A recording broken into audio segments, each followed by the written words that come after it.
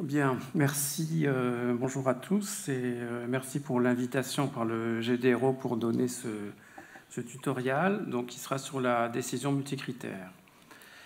Donc on va plutôt se pencher sur le problème de l'interaction entre les critères, puisque tous ceux qui ont essayé d'appliquer les méthodes multicritères en pratique ont sans doute dû voir qu'on ne pouvait pas toujours considérer les critères comme indépendants. Donc là, on va se pencher sur ce problème-là et voir quelles sont les solutions possibles. Donc le tutoriel fait 3 parties. Donc d'abord, on va présenter un peu le cadre théorique nécessaire. Donc ça sera théorie du mesurage, utilité multi-attributs. Ensuite, ça sera les solutions proposées. Et enfin, une espèce d'étude, de réflexion sur la notion d'interaction. Alors, donc on va commencer par les notions de base. Donc on va considérer que votre problème de décision, il est modélisé par un certain nombre d'attributs, x1, xn. Donc grand N, ça sera simplement l'ensemble des étiquettes des attributs ou des critères. Et donc une alternative, ce que vous devez choisir, sera n'importe quel élément du produit cartésien de tous les attributs. Alors une notation qui va être bien utile pour définir des propriétés, c'est cette notation composée. Vous prenez deux alternatives x, y, puis vous les coupez en deux. Vous prenez les attributs qui sont dans A, et là vous prenez x, et pour le reste, vous prenez votre vecteur y. Et ça, vous le notez comme ça, xa, y-a. Donc c'est simplement recoller les deux morceaux. Voilà. Alors, ingrédient suivant, vous avez une relation de préférence sur vos alternatives. On va supposer que le décideur est capable de comparer, ce qui peut être une supposition un petit peu optimiste, mais on peut comparer n'importe quelle paire d'alternatives, et on suppose que cette préférence sera transitive. Alors, le but, c'est de trouver une représentation numérique des préférences. Donc une fonction U, grand U, une fonction d'utilité. On va dire qu'elle représente la préférence si représente exactement l'ordre donné sur les alternatives par la relation de préférence. Donc cette fois, l'ordre sera donné par des chiffres, des nombres réels. Donc c'est ce qu'on appelle le mesurage ordinal, puisque c'est un problème de mesure. On mesure l'intensité de préférence, mais on se contente simplement de retrouver l'ordre qu'indique la relation de préférence. Donc, un exemple extrêmement simple, c'est de prendre une fonction additive, de dire que chaque dimension de l'alternative, donc les x1, x2, xn, etc., je peux les transformer en chiffres par une fonction petit ui. Et après, j'additionne tout ça. Et donc, les petits ui font office de score et je fais la somme des scores. Donc, ça, on ne peut pas imaginer plus simple. Voilà. Alors, maintenant, on va passer à quelques propriétés où, justement, je vais utiliser cette fameuse notation avec mes alternatives composites. Alors, supposons qu'on soit dans la situation suivante. Donc j'ai ces deux alternatives ici, et vous voyez que en fait il y a une partie commune sur le complémentaire de A qui est Z. Et sur A, bien sûr, les alternatives sont différentes. Ici c'est X et ici c'est Y. Bon, supposez que vous préfériez X à Y, sachant que Z est la partie commune. À ce moment-là, cette préférence ne va pas changer si je remplace Z par n'importe quel Z'. C'est ce que dit la propriété d'indépendance préférentielle entre A et son complémentaire. D'accord ? Voilà, c'est ça la notion. Alors maintenant, si cette propriété est vraie pour tout ensemble A de critères, à ce moment-là, je vais dire que tous les attributs sont mutuellement, préférentiellement indépendants. Donc, bon, c'est une propriété, comme vous voyez, qui est quand même assez forte, puisque cette relation doit être vraie pour tous les ensembles de critères. Alors, évidemment, ce n'est pas très difficile de trouver des exemples où cette propriété n'est pas vraie. Alors, prenons donc un de mes exemples favoris avec les étudiants qui sont évalués sur deux matières, disons, sciences dures, mathématiques, physique, et puis les langues, hein, anglais, etc., autre chose. Et on va donner des scores de 0 à 100 sur ces étudiants, et on va commencer par comparer les étudiants A et B, en supposant que ces étudiants sont dans un département quand même de sciences dures. Donc il n'est pas acceptable qu'ils aient des points faibles, trop de points faibles sur ces matières de mathématiques et physique. Donc vous voyez que pour l'étudiant B, ben c'est effectivement le cas, 40 et 60 ne peuvent pas être considérés comme quand même des notes suffisantes, et malgré l'excellent résultat en langue, eh bien, je pense que c'est l'étudiant A qui sera préféré à l'étudiant B, d'où cette préférence stricte. Bien, maintenant, comparons C et D. Alors, pour C et D, la situation est un peu différente, puisque C, donc, c'est excellent sur les deux matières scientifiques, mais pas très bon en langue, et là, bon, c'est très bon en maths, c'est moyen en physique, et c'est très bon en langue. Alors, on pourrait se dire la chose suivante, c'est-à-dire, bon, bah, c'est peut-être finalement quand même préférable, l'étudiant D quand même préférable à l'étudiant C, parce que l'étudiant C a franchement, disons, est incompétent pour les langues qui sont quand même importantes dans notre monde actuel. Donc, on va dire que D est quand même meilleur que C, puisque de toute façon D est satisfaisant en sciences de toute façon, hein, et est très très bon en langue. Alors, si vous acceptez ces deux préférences, en fait, donc, vous avez cette propriété qui est violée, puisque en changeant, vous voyez que pour A et B, le niveau constant, le Z en question, c'est 40, et vous changez le Z en un Z' qui est 80. Maintenant, vous remarquez que ici, vous avez X et Y qui ne changent pas. Hein. A et C ont exactement le même vecteur, et B et D ont exactement le même. Donc le fait de passer de 40 à 80 renverse votre préférence. Et donc ce qui fait que cette propriété n'est pas vérifiée. Et donc encore moins celle-ci. Donc vous pouvez construire de tels exemples assez facilement. Et c'est aussi facile de voir que si vous prenez un modèle additif, ben, systématiquement, vous vérifiez l'indépendance préférentielle mutuelle, donc vous ne pouvez pas représenter ce genre de préférence.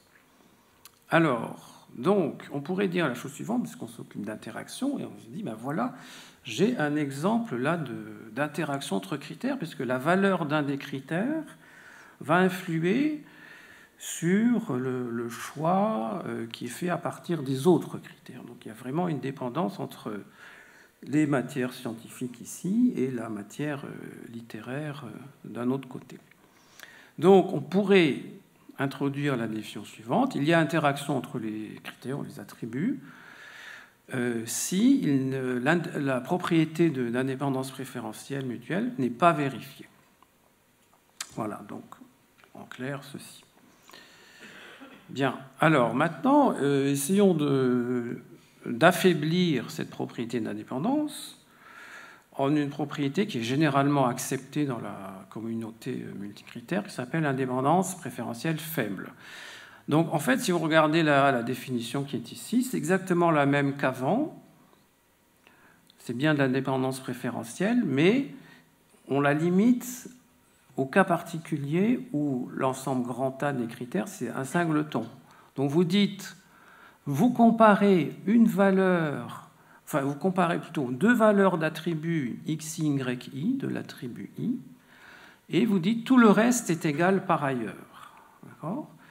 Et donc vous affirmez que vous êtes capable de faire cette comparaison et elle ne dépend pas du niveau choisi pour les autres critères.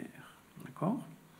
Alors si, donc ça ouvre la porte à des modèles numériques immédiatement, puisque le simple fait de dire ça vous permet de dire, ah ben à ce moment-là, je peux dire que dans l'absolu, en toute situation, xi est préférable à yi. D'accord ? Or, en général, sauf justement si cette propriété n'est pas vraie, vous ne pouvez pas dire que la valeur xi de l'attribut est meilleure que la valeur yi, puisque ça pourrait dépendre d'autres attributs. Mais là, ce n'est pas le cas. Donc, vous pouvez effectivement déduire cette relation d'ordre sur les valeurs de l'attribut i. Et de là, il est très facile, avec quelques propriétés supplémentaires d'ordre topologique, il est très facile de construire un modèle de cette forme. Donc ce modèle existe si et seulement si cette propriété d'indépendance faible est vérifiée, plus une propriété topologique. Donc quel est ce modèle qui dit décomposable? Il dit simplement que donc, votre fonction d'utilité globale sur tous les attributs peut se décomposer en fonction mono-attributs, donc les U1, UN, donc comme dans le modèle additif, si vous voulez, mais simplement ici, vous avez une agrégation de ces fonctions monodimensionnelles par une fonction f, qui n'est pas forcément la somme. Et f doit simplement être strictement croissante. Donc on va s'intéresser à cette classe de modèles et donc supposer ces deux propriétés vérifiées. Donc la question est, qu'est-ce que je peux mettre d'autre à la place de la simple addition, ou disons la somme pondérée, ce qui revient exactement au même, pour pouvoir prendre en compte l'interaction entre critères. Alors, donc on passe justement à l'introduction de ces modèles. Alors, on va y aller très doucement. Donc, on se dit, bon, commençons par la moyenne arithmétique pondérée, qui est utilisée dans de très très très nombreuses applications. Donc, ça veut dire la fonction f a cette forme-là. Vous mettez des poids sur les attributs et faites la somme des utilités monodimensionnelles. Alors, bien sûr, ça revient au modèle d'utilité additive. C'est la même chose, un changement de variable près. Et donc, ça satisfait l'indépendance préférentielle mutuelle, et donc, ça ne peut pas représenter l'interaction. Donc, il faut généraliser ce modèle-là. Comment ? Alors, une façon de le faire, c'est de dire, plutôt que d'attribuer des poids individuels sur chaque critère, attribuons des poids d'importance sur des groupes de critères. Je vais obtenir ce qu'on appelle une capacité. Alors, précisons un petit peu ça. Et là, je vais faire le lien avec l'exposé précédent. Prenons trois alternatives ABC. Donc, sur deux critères dont je pourrais dessiner, comme l'a fait mon prédécesseur tout à l'heure. Donc, je pourrais les mettre sur un plan et on verrait peut-être un peu mieux ce qui se passe d'ailleurs. Donc vous voyez que les alternatives B et C sont un petit peu extrêmes puisque les scores étant entre 0 et 1. B est excellent sur le critère 2 mais nul sur le critère 1 et c'est le contraire pour C. Donc ils sont placés comme ceci. D'accord ? Par contre, A est, disons, très moyennement satisfaisant sur les deux critères, puisqu'on met 0,4. Alors, vous qui êtes maintenant spécialiste d'optimisation multi-objective, vous voyez tout de suite que A est un point, certes, non dominé, mais aussi non supporté. Donc, il n'est pas possible de le retrouver par une somme pondérée. L'optimisation d'un critère linéaire ne va jamais donner A comme meilleure solution. Donc si votre décideur dit « Ah ben moi c'est A que je préfère parce que entre A, B et C, désolé, mais c'est vraiment le seul qui est acceptable, c'est B et C étant vraiment trop extrêmes, donc je préfère A », donc vous ne pouvez pas modéliser votre préférence par une somme pondérée ou tout modèle additif. Alors, donc, ce qu'on va faire, on dit puisqu'on accorde l'importance au fait que les deux critères en même temps doivent être vérifiés, ce qui n'est pas du tout le cas pour BC, puisqu'il vérifie très bien l'un mais pas l'autre. Donc on dit, mettons un poids, W12, sur le groupe de critères 1 et 2. Et donc comme ça, je vais bien modéliser le fait que j'attache de l'importance au fait que je veux voir ces deux critères satisfaits en même temps. Voilà, donc ça c'est l'intuition. Maintenant, après, il faut aller à la réalisation de ça, ce qui est un petit peu moins facile, mais bon, on va le faire en 2 ou 3 transparents. Alors, pour ça, donc, ça va être la notion de capacité ou de mesure floue qui va permettre de formaliser ça. Donc, je rappelle, grand N, c'est l'ensemble des attributs, des critères, si vous préférez. Et qu'est-ce que c'est qu'une capacité? Je la note V, et c'est une fonction d'ensemble qui, à tout groupe, tout sous-ensemble de N, tout groupe de critères, j'attribue un nombre entre 0 et 1 qui va, disons, intuitivement représenter son poids d'importance. Donc, je vais, à cause de cette interprétation intuitive, je suis même plus ou moins obligé d'imposer ces 3 propriétés. Donc, bien sûr, à l'ensemble vide de critères, j'attribue une importance nulle. À l'ensemble total de tous les critères, c'est l'importance maximale, évidemment. Et si je prends 2 groupes S et T, si S est inclus dans T, évidemment, le groupe T a plus d'importance que le groupe S.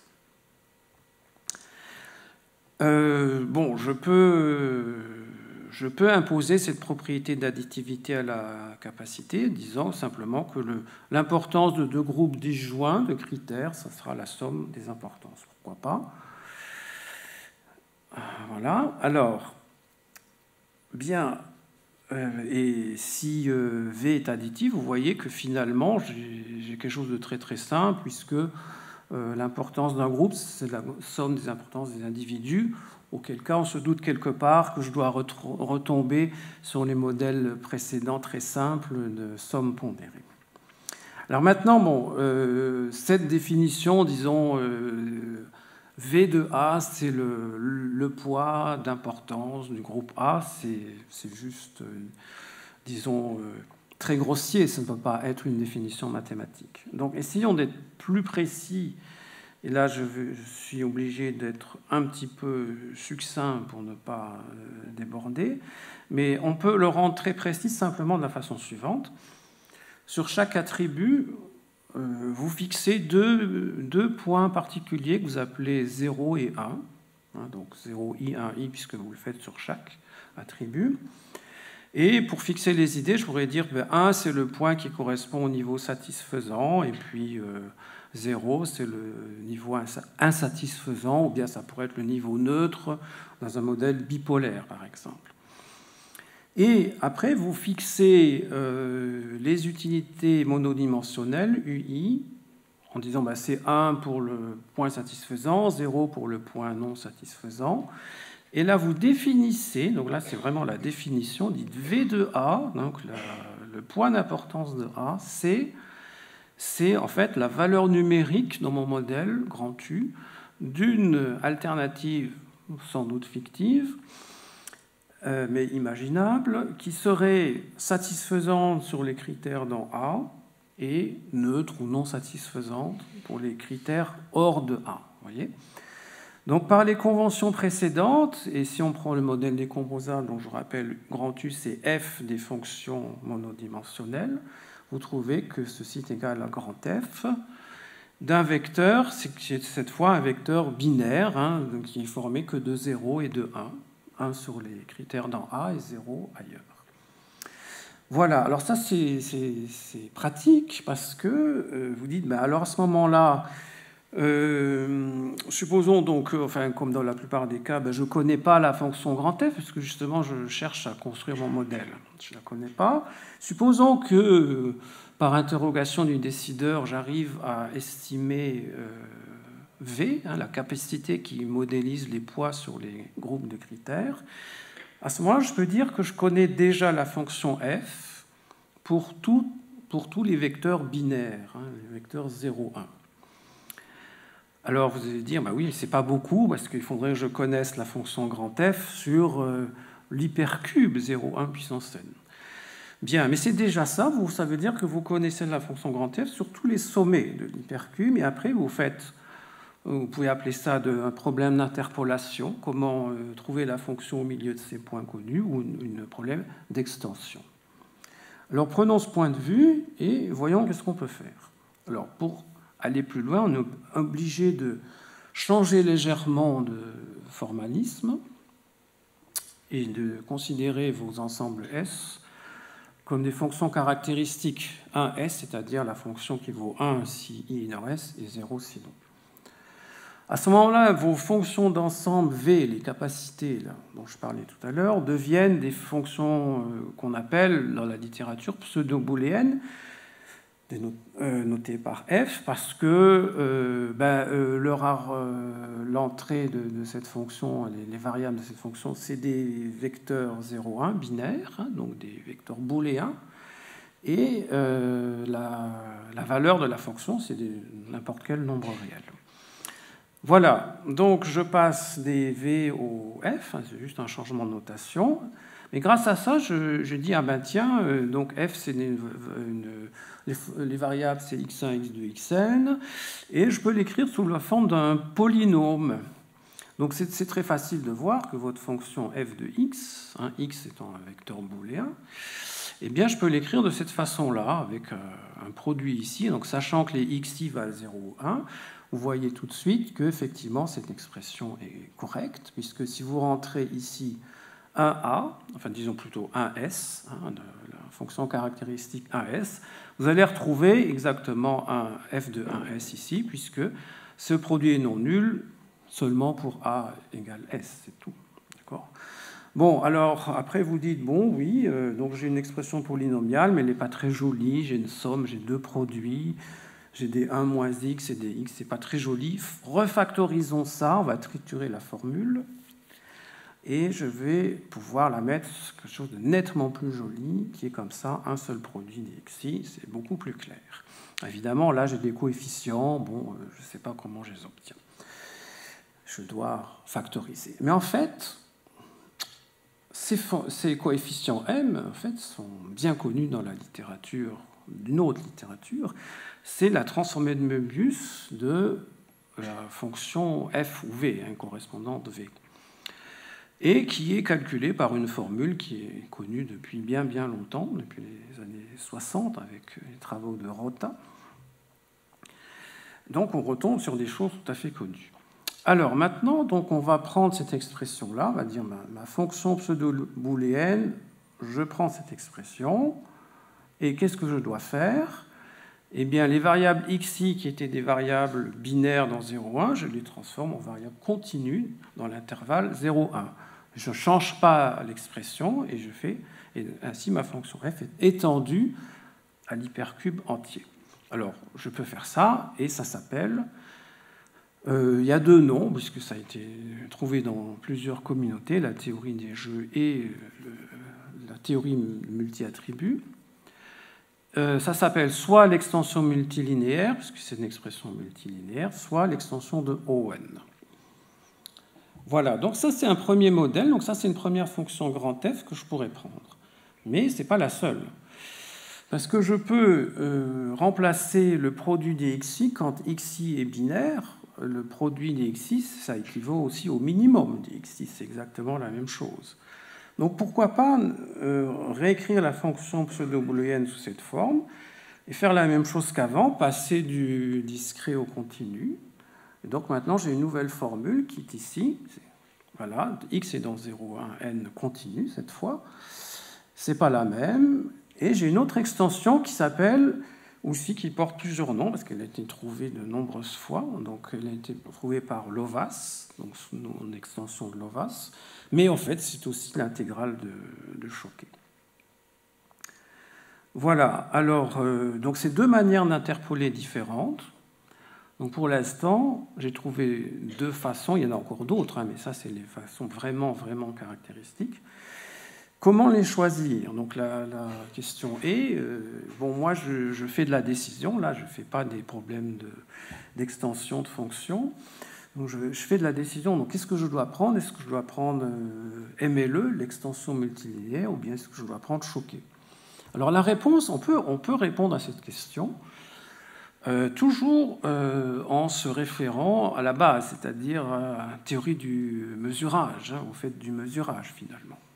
Et pour ça, c'est un peu plus compliqué. Il faut faire de mesurage de différence, c'est-à-dire qu'au lieu de prendre des relations binaires qui simplement comparent deux alternatives, je prends maintenant des relations quaternaires où il faut comparer deux paires d'alternatives. Donc je compare la paire XY à la paire ST, et je dis que l'une est plus grande que l'autre par cette relation, si en fait la différence d'intensité de préférence de X sur Y est plus grande que la différence d'intensité de S sur T. D'accord ? Donc là, ça devient plus compliqué conceptuellement à imaginer.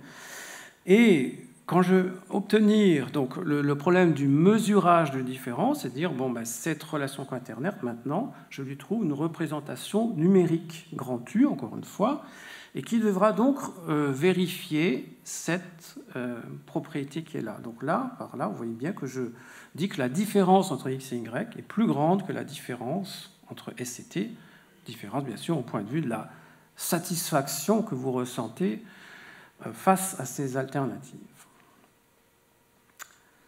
Bien, alors, voilà. Donc, on connaît des conditions suffisantes d'existence de tel modèle. Alors, c'est bien plus compliqué que le modèle simplement ordinal, mais passons, ça existe, ça a été fait.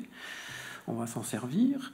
Et maintenant, j'introduis la propriété qui va permettre de différencier le modèle avec l'intégrale de Choquet du modèle avec l'extension multilinéaire. Et cette propriété, qui a l'air bien affreuse à expliquer, s'appelle l'indépendance la faible indépendance faible de différence. Donc en fait, c'est la même chose qu'avant.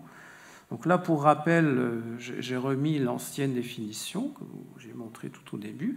C'est exactement la même idée, sauf que maintenant, il y a je compare des paires d'alternatives. Donc c'est juste ça qui complique. Mais là, vous voyez que l'histoire est exactement la même. Vous isolez un attribut I, et puis, vous dites que sur le reste, sur les autres, tout est constant. Donc, comme vous remarquez ici, j'ai mis T moisi partout. Donc, vous ne vous occupez pas des autres attributs et vous comparez la différence d'intensité de préférence entre X et Y et entre Z et T et ZW. Et donc, la propriété, sans surprise, dit que cette différence-là, cet ordre-là, ne dépend pas de la partie commune T moins I, que je peux transformer en T', mais ça ne change absolument rien. Donc c'est exactement la même idée.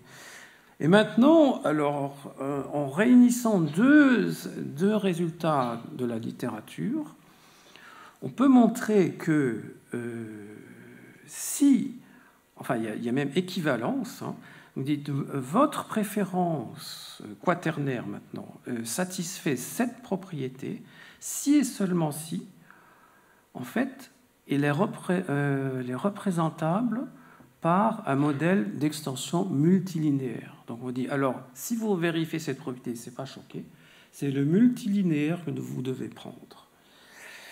Bon, ça ne répond pas complètement à la question, parce que vous pourriez me dire, oui, mais alors, si ce n'est pas vérifié, est-ce que j'ai le droit de prendre Choquet? Alors, la réponse est oui, à condition que vous définissiez des niveaux de référence absolue sur chaque attribut, comme j'ai montré avant, les 1i, les 0i que j'ai définis avant, ça joue exactement ce rôle-là. D'accord ? Puisque cette propriété, en fait, vous n'êtes pas obligé, vous pouvez passer outre cette définition. Donc là, je sais distinguer entre les deux modèles. Alors, je regarde l'heure qui tourne, et donc là, alors je vais peut-être passer un peu plus vite, mais c'est quand même important. La question est la suivante. Donc, prenons l'intégrale de Choquet, mais je pense que le résultat doit être vrai aussi avec le modèle multilinéaire. Prenons l'intégrale de Choquet et posons-nous la question suivante. Donc, je reviens au tout début, dire, bon, on voulait représenter l'interaction. L'interaction, c'est équivalent à la propriété d'indépendance préférentielle mutuelle n'est pas vérifiée. D'accord ? Donc maintenant, si je prends le modèle de Choquet, par exemple, il faudrait que je puisse relier, il faudrait que je puisse savoir exactement quand cette propriété d'indépendance préférentielle est vraie. Et on a la réponse ici. Donc prenons là le cas, disons, simple, où j'ai au moins 3 attributs. Eh bien, c'est totalement équivalent de dire que ces attributs sont tous mutuellement préférentiellement indépendants et la capacité est additive. Donc, ce qu'on supposait intuitivement vrai peut en fait être montré rigoureusement. Donc maintenant, on peut s'intéresser à la notion d'interaction et essayer d'aller plus loin. Comment la quantifier? Parce que pour l'instant, on a juste dit oui, il y a interaction, non, il n'y a pas interaction, mais maintenant, est-ce que je peux quantifier? Et là, on peut faire ça de plusieurs façons. Première façon, c'est de dire, bon, ben, de toute façon, j'ai 2 modèles au choix, j'ai l'intégrale Choquet ou j'ai le multilinéaire. Dans les 2 cas, j'ai une capacité qui contient finalement tous les paramètres du modèle. Ben, je vais regarder si je peux modéliser la notion d'interaction seulement avec la capacité. Alors, allons-y. Donc, on prend des définitions qui sont relativement intuitives. On dit, bon, qu'est-ce que ça veut dire une interaction positive ou une synergie entre critères I et J? Ben, ça veut dire que s'ils sont satisfaits tous les 2, je suis très content, beaucoup plus que seulement si l'un des 2 est satisfait, donc de façon plus quantitative. Donc, je les appelle I et J. Donc ça, c'est quoi? C'est l'importance du groupe de critères S auquel j'ai ajouté I et J. Donc vous voyez que là, j'ai le fait d'avoir satisfait I et J. La contribution de I et J est représentée par cette différence. Maintenant, la contribution de I seul est cette différence-là, et de J seul est cette différence ici. Donc je somme les 2 et je compare à la contribution des 2 ensemble et je dis qu'il y a interaction positive si le membre de gauche est plus grand que le membre de droite. Maintenant, je peux le réécrire de cette façon. Et là, vous voyez des expressions de somme alternée qu'on voit assez souvent dans diverses littératures. Voilà en fait l'expression clé qui montre tout. Donc si ça c'est positif, je dis qu'il y a interaction positive. Si c'est négatif, disons que c'est interaction négative. Et si c'est égal à 0, je vais dire que les critères sont indépendants. Bien, alors ça c'était fait par rapport à un groupe S qui n'était pas précisé. Évidemment, il faut, disons, moyenner sur tous les S possibles, donc je peux arriver à quelque chose comme ça. Donc si on regarde la littérature, il y a des gens qui ont eu cette idée il y a déjà bien longtemps, donc Owen, encore lui, en 1972, a proposé cette définition, mais dans un cadre qui n'a absolument rien à voir. Et Murofushi et Soneda ont proposé la même définition, sans le savoir, en 1993, là, bien dans ce cadre de décision multicritère. Donc vous voyez que vous avez l'expression d'avant, moyenné sur tous les S possibles avec un coefficient extrêmement bizarre qui est difficile à expliquer, mais on peut l'expliquer à condition de le généraliser. Donc, moi j'ai généralisé cette expression en limitant pas un groupe de 2 critères, en prenant n'importe quel groupe T de critères. Et donc ça c'est une généralisation immédiate. Vous généralisez l'expression de cette somme alternée et aussi celui du coefficient. Alors pourquoi maintenant ces coefficients sont finalement relativement naturels? Parce qu'en fait, c'est les coefficients de la valeur de Shapley. Si vous mettez ici un singleton, vous remarquez que vous retrouvez les coefficients de la valeur de Shapley, bien connue en théorie des jeux. Donc c'est ça un petit peu la justification. Alors maintenant, on peut résoudre le problème qu'on s'était posé au début, de représentation des préférences sur les 4 étudiants A, B, C, D. Et on peut le faire facilement en disant que d'après la description qu'on a donnée, d'après l'explication qui était derrière les choix entre A et B et C et D, on peut dire qu'en fait, il y a une interaction négative entre physique et mathématiques, il y a une espèce de recouvrement. Et par contre, il y a une interaction qui est positive entre une matière scientifique et les langues. D'accord ? Donc si je dis ça, à ce moment-là, je peux écrire, par exemple, cette capacité-là, parmi d'autres, ce n'est pas la seule solution possible. Donc vous mettez des poids relativement petits sur les matières individuelles, et là vous remarquez que le poids sur maths physique est inférieur à la somme des poids, on devrait mettre 0,6 sinon.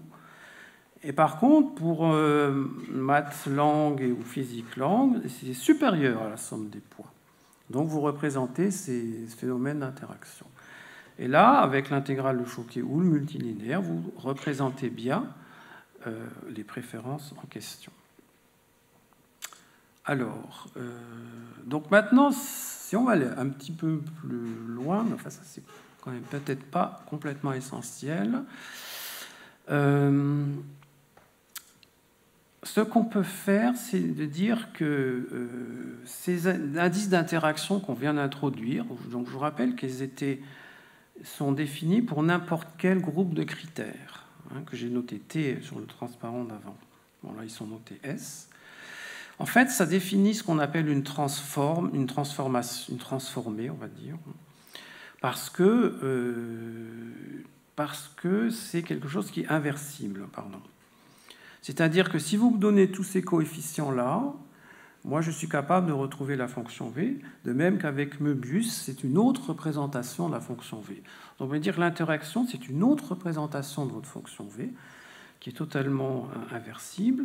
Et ce n'est pas les seuls exemples possibles. Vous avez l'interaction de Banzhaf, donc sans entrer dans les détails, c'est un peu la même chose qu'avant, sauf qu'à la place d'avoir un coefficient très compliqué qui dépend de S et de T, vous avez ici un coefficient fixe,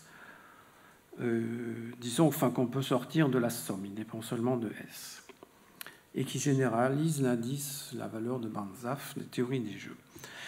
Vous avez aussi quelque chose qui est utilisé en informatique, qui est la transformée de Fourier. Donc pas la transformée de Fourier du traitement du signal, mais celle qui est utilisée en informatique et qui est définie ici. En fait, il y a une certaine ressemblance entre les deux qui est explicitée par cette formule. Vous pouvez passer de l'un à l'autre. C'est simplement une histoire d'un coefficient qui dépend seulement de S. D'accord ? Donc c'est d'autres exemples de transformation. Donc on va les retrouver tout à l'heure. Mais ce qui est important tout de suite à dire, c'est que voilà, V, la capacité additive, si et seulement si, alors regardons ça, les interactions, qu'elles soient l'interaction utilisée par Monro-Fauchy-Soneda ou l'interaction du type Banzhaf, ces interactions sont nulles pour tout groupe de critères sauf les singletons. D'accord ?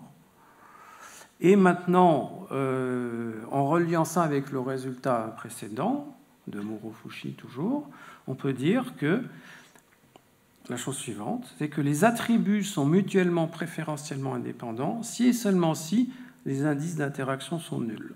Donc là, on a réussi, on a bouclé la boucle, on a réussi à montrer que notre définition de départ, qui était simplement intuitive, est maintenant parfaitement exacte du point de vue mathématique, puisque absence d'interaction, c'est bien l'indépendance préférentielle mutuelle qui est vérifiée. Donc ça, c'était une façon de définir l'interaction par la capacité, et ça marche pas mal au vu de ce résultat. Alors maintenant, on peut faire différemment. On peut dire, bon, en fait, là, vous pourrez me dire, oui, mais vous êtes limité, parce que si j'ai le droit de prendre quand même un autre modèle que Choquet et multilinéaire, si je prends un modèle où il n'y a pas de capacité, qu'est-ce que je fais ? Eh bien, la réponse, on peut apporter une réponse, dire soit f, grand F, est une fonction d'agrégation définie sur un intervalle AB. Qu'est-ce que je peux faire avec ça ? Je commence par dire la variation totale de f sur une coordonnée i, une dimension i. Je regarde la différence entre la valeur de cette fonction pour un point x donné, en mettant les coordonnées au maximum et au minimum et en regardant la différence. Voilà, ça fait ça. Bon. Et je peux continuer. Je veux dire, maintenant, je vais m'occuper de la variation de second ordre. Donc, je fais la variation de la variation en prenant deux dimensions i et j différentes. Donc j'obtiens ce genre d'expression, et on peut continuer comme ça à loisir, et prendre un groupe de coordonnées, dimensions, et de calculer la variation d'ordre K, etc., etc. Alors, n'oublions pas que cette variation, elle est définie pour un point X du domaine particulier. Et bien sûr, pour définir quelque chose de général, il faut moyenner sur tout le domaine. Donc, on appelle indice d'interaction du groupe de critères K cette expression-là. Donc, vous calculez la variation totale d'ordre K. En tout point X, vous intégrez sur tout le domaine et divisez par le volume du domaine. D'accord ? On normalise par B-A, qui est la largeur de l'intervalle, c'est tout. Donc voilà, pourquoi pas une expression de l'interaction pour une fonction f quelconque. Alors maintenant, est-ce que les deux chapitres, enfin celui-ci et le précédent, peuvent se raccorder ? C'est-à-dire, et si je mettais comme f l'intégrale de Choquet ou le multilinéaire, qu'est-ce qu'on va trouver? Alors on trouve la chose suivante. Si vous prenez l'intégrale de Choquet comme fonction grand F, vous trouvez que votre indice d'interaction défini par rapport à la fonction d'agrégation, c'est exactement l'indice d'interaction défini pour la capacité V. Et si vous prenez le modèle multilinéaire, vous trouvez l'indice d'interaction de Banzhaf. Donc dans chaque cas, vous retombez sur vos pieds et vous faites un pont entre ces définitions générales d'interaction pour n'importe quelle fonction d'agrégation et les définitions particulières qu'on a trouvées pour les capacités.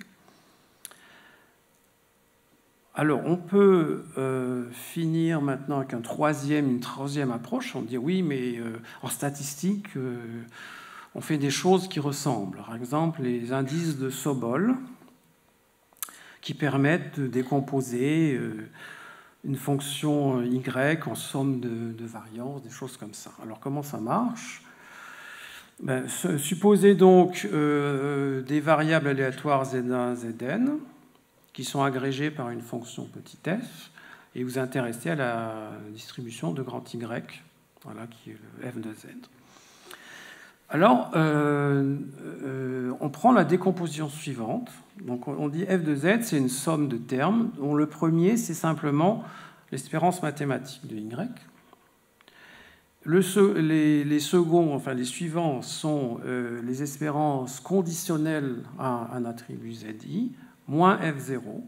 Et les termes suivants, c'est les espérances conditionnelles à deux attributs, moins ceci et plus cela. Pourquoi on fait ça? Simplement pour avoir que chaque terme, sauf le premier, a une espérance égale à 0. Donc tous les termes sont centrés.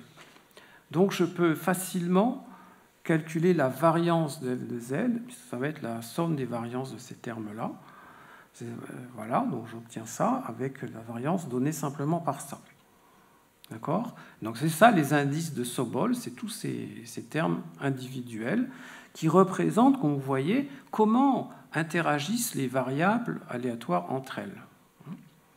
Et donc maintenant, on pourrait se dire, ah oui, d'accord, très bien. Et donc, si je prenais comme fonction petit f choqué ou multilinéaire, qu'est-ce qui se passerait? Est-ce qu'on retrouve quelque chose d'intéressant? Alors, la réponse est oui. Si vous prenez petit f comme l'extension multilinéaire, où les calculs sont relativement faciles à faire, ce n'est pas le cas du tout pour l'intégrale de Choquet, eh bien, vous trouvez avec surprise que ces termes de variance, pour un groupe S de variables données, correspondent non pas aux interactions qu'on a définies avant, mais à la transformée de Fourier divisée par ce coefficient. Mais rappelez-vous que la transformée de Fourier est très proche de l'interaction de Banzhaf, c'est la même chose à un coefficient près. Donc là, encore une fois, on a réussi à faire recouper tout ça. L'approche statistique, l'approche fonction d'agrégation et l'approche par les capacités, toutes convergent vers le même point pour dire que la notion d'interaction est quelque chose qui est représenté par ce type de fonction qui est du type interaction comme on a indice d'interaction comme on a défini avant. Alors, je vais donc conclure sur ce dernier transparent et vous renvoyer à plus de détails à mon ouvrage qui est paru en 2016. Donc, un des chapitres reprend tout cela en détail avec toutes les références que vous souhaitez. Merci beaucoup pour votre attention.